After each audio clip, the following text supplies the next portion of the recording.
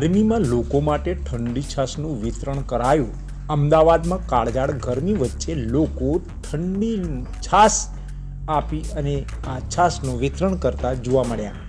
હાલ સમગ્ર રાજ્યમાં ગરમીનો પારો વધી રહ્યો છે। આગ વરસાવતી ગરમી પડી રહી છે।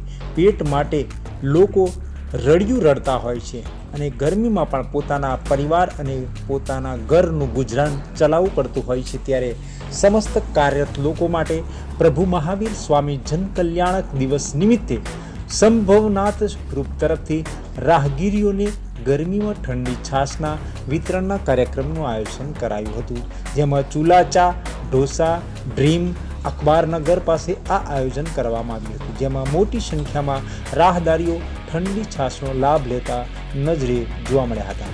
આ પ્રસંગે ગ્રુપના સુધીરભાઈ દોશી, પ્રકાશભાઈ શાહ, રમેશભાઈ શાહ, કનુભાઈ પટેલ, અશ્વિનભાઈ શાહ, વિરલભાઈ, ડ્રીમ ઢોસા, દેવાંગભાઈ શાહ, ભોલાભાઈ ચૂલા ચાવડા સહિત અન્ય લોકો ઉપસ્થિત રહી 520 લીટર છાશનું વિતરણ કર્યું હતું। તો રાહદારીઓ પણ આ અસહ્ય ગરમીમાં છાશ પીને તેમના કાર્યને બિરદાવતા જોવા મળ્યા હતા અને શરીરમાં પણ ઠંડક પ્રસરી જતા છાશ પી અને તે સમગ્ર કાર્યને બિરદાવતા પણ જોવા મળ્યા હતા।